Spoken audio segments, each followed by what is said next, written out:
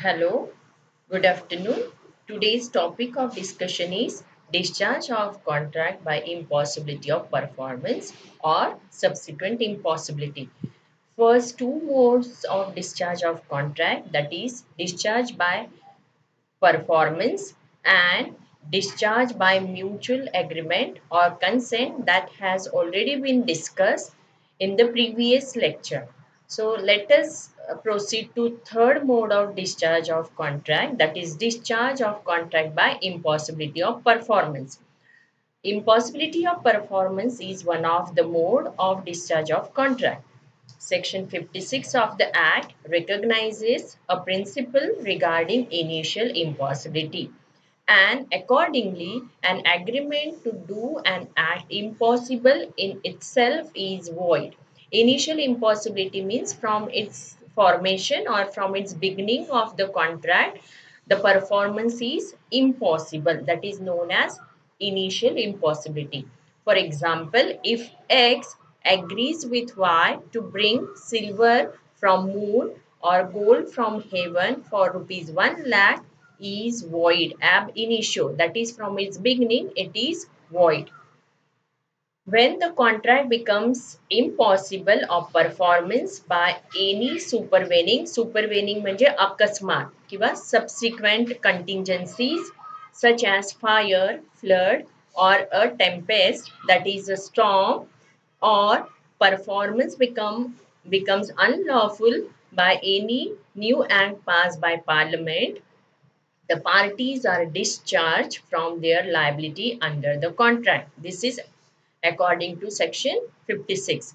If a person undertakes to do an act impossible in itself, such an agreement is void ab initio, means from its beginning, from its initial stage, it is void agreement. This rule is based on two maxims. Number one, lex non cogit ad impossibilia bilia, that is the law does not recognize what is impossible, and the second maxim is impossibilium nulla obligatio est, that is what is impossible does not create an obligation. Impossibility of performance may be of one of the following type. First one is known to the parties. Impossibility is known to the parties to the contract at the time of making it. Means here, if parties are aware of the impossibility at the time of formation of contract, that is known as impossibility known to the parties. So this is known as absolute or initial impossibility. For example, A agrees with B to discover treasure by magic. So here it is from its beginning, it is physically not possible, and therefore this impossibility is known as known to parties. Second is unknown to the parties. When both the parties are ignorant of the impossibility at the time of making the contract is void. The contract is void on the ground of mutual mistake. For example, if X agrees to purchase a house belonging to Y for rupees 5 lakhs, but it is unknown to both the parties that the house belonging to Y was already destroyed in earthquake at the time of formation or at the time of making of the contract. The contract is void on the ground of impossibility unknown to the parties when the contract was made or entered into. The third type is impossibility arising subsequent to the formation of the contract. Subsequent म्हणजे अचानक उद्भवणारा. Suddenly. The contract which is not void means when the contract is void when the agreement was entered into but becomes void due to impossibility of performance arising subsequent to the formation of the contract is called subsequent or supervening impossibility. Change of circumstances make the formation of contract impossible. means when the contract was entered into that time the performance was possible, but due to change of circumstances subsequently or suddenly the performance become impossible. This is known as subsequent or supervening impossibility. For example, A promises B to sell his horse on 1st June, but before the day the horse dies. Now, it's not possible to fulfill the promise due to impossibility of performance. Such type of impossibility in which at a time of contract was capable of being performed, but subsequently or suddenly its performance becomes impossible, and therefore it is called as supervening impossible possibility. Another example we can take here. For example, A promises to marry B and their marriage will perform on 15 December. But before marriage, B goes mad. Now A cannot marry B. So this is impossibility arising subsequent to the formation of contract. In other words, the object or the purpose or the basis of the contract is frustrated. Frustrated means निष्फल ठहरने. Supervening impossibility or impossibility which arises subsequent to the formation of contract means here the object or the purpose or the basis of the contract goes frustrated. The purpose for which the contract was entered into now that goes frustrated, and therefore the contract becomes frustrated. So doctrine of frustration we will be discussing in the next video. A contract is discharged by supervening impossibility in the following cases. Number one, destruction of subject matter, death or insanity of the promisor. Third, non-existence of a set of things. Number four, change of law. And number five is outbreak of war. So these are the cases in which contract is discharged due to supervening impossibility, and that we are going to discuss in the next video in detail. Number four mode of discharge of contract is discharge by lapse of time. Contract is discharged also by lapse of time. Every contract must be performed within a specified period or within a reasonable time if the time is not specified. Lapse of time discharges the contract. This means after the lapse of time, a contract cannot be performed in the court of law. Thus, if the period of time is lapsed, the contract is terminated and the right to bring an action to enforce the contract is barred under the Limitation Act. If creditor does not file a suit to recover his debt amount from a debtor within a period of limitation as laid down under the Limitation Act, his remedy is debarred. Means he will not have any right or he cannot enforce his right if the remedy is debarred. The contract is terminated by virtue of the Limitation Act and the creditor cannot recover his debt. For example, the period of limitation to file a money suit is 3 years. If within 3 years the creditor fails to file a suit to recover his amount of debt, the debt becomes time barred and hence irrecoverable, and hence the debtor is discharged from his contractual obligation.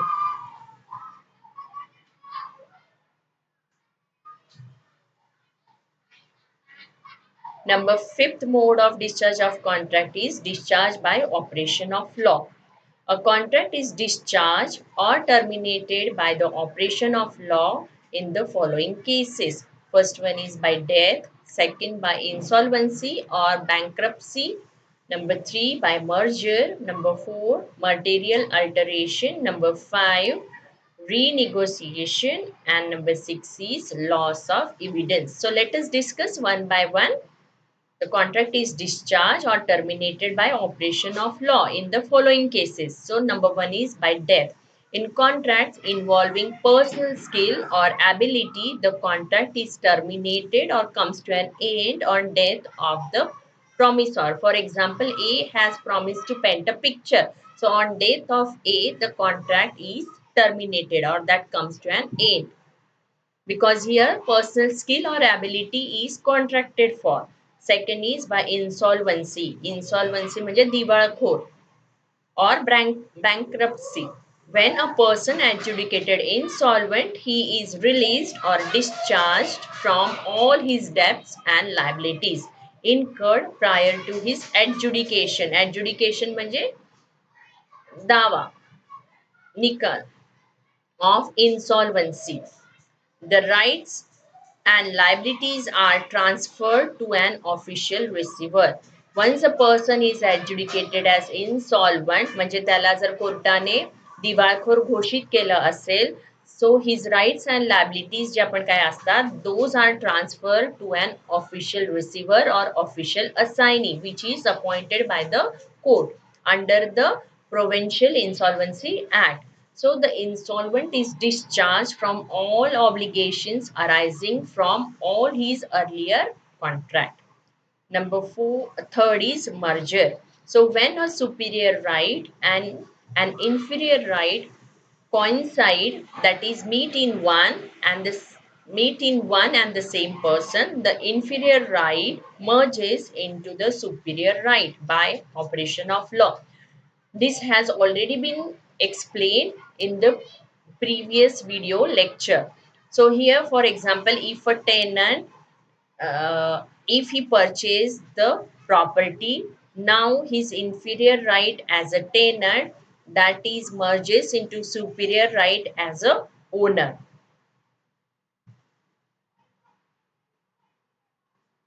Material alteration. Number fourth is material alteration. If the terms of the contract, if the terms of the contract written on document are materially altered by the party without the consent of the other party can avoid the contract. The contract is discharged and cannot be enforced. Means here if there is significant changes or material alternation is made without the consent of the other party, so here the other party can avoid the contract. Number 5, renegotiation. When an endorser, after he has negotiated an instrument, again becomes its holder before its maturity. Instrument here means here promissory note or bill of exchange or check. So here again he becomes holder before its maturity. The instrument is said to be negotiated back or renegotiated to that holder. This is based on simple rule of contract that when the rights and liabilities under a contract vest in the same person, the other parties are discharged. Vest. Here it should be VEST, West, in the same person, the other parties are discharged. Number 6 is loss of evidence. If the evidence proving the existence of a contract is lost, it stands terminated. It means by complete loss of evidence of the existence of the contract is discharged in eye of law.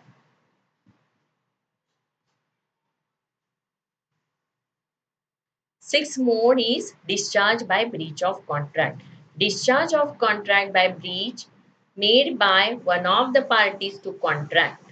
In that case, the contract is discharged. Meaning of breach is failure of a party to a contract to perform his obligation under a contract, because both the parties are under obligation to perform their part of performance. So if one of the party, if he fails to perform his part of obligation or performance, in that case it is known as breach of contract.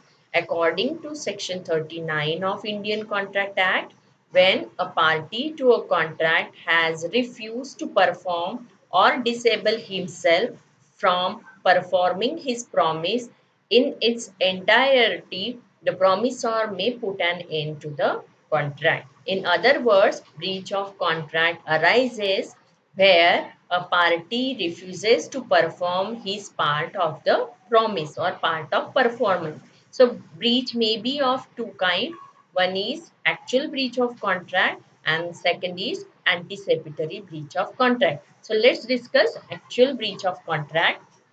The actual breach occurs when during the performance of the contract or at the time when the performance of contract is due, one party fails or refuses to perform his obligation under the contract. For example, A agrees to deliver to B 5 bags of sugar on 1st January. He fails to do so on 1st January. So there is a breach of contract by A. So in the above example, if A tenders or offers to perform the sugar to B on a particular day, but B, for no valid reason, refuses to accept delivery, this is also a breach of contract by B. Second is anticipatory breach of contract. Anticipatory breach takes place when a party to contract disowns his liability or he neglects or refuses his liability under the contract even before its performance is due. When a party to the contract declares his intention of not performing the contract before the performance is due or before the due date of performance, it is known as anticipatory breach of contract. When a party to contract refuses to perform his part of the contract before the actual time of performance of the contract is due, it is called as anticipatory breach of contract. For example, A agrees to marry B. Before the agreed date, A marriages C. So there is an implied repudiation. Repudiation means cancellation or withdrawal by A by his conduct before the due date of performance. Anticipatory breach of contract may be by repudiation of contract, that is express renunciation, or by impossibility of performance, that is implied renunciation. Express renunciation or repudiation, when a party communicates his inability to perform his part of the contract before the time fixed for actual performance is due, he is said to have expressly renunciated or repudiated. For example, A agrees to sell certain articles to B on 1st October. Before the date, he informs B that he is not going to deliver the articles to B. This is an instance of anticipatory breach of contract by express repudiation. Implied repudiation or renunciation, when the breach takes place by either party to contract by his own voluntary act, which makes the performance of his promise impossible. It is a case of implied renunciation of a contract. Means here a person by his act he makes the performance impossible. So that is known as implied renunciation or repudiation. For example, A promises to sell his car to B on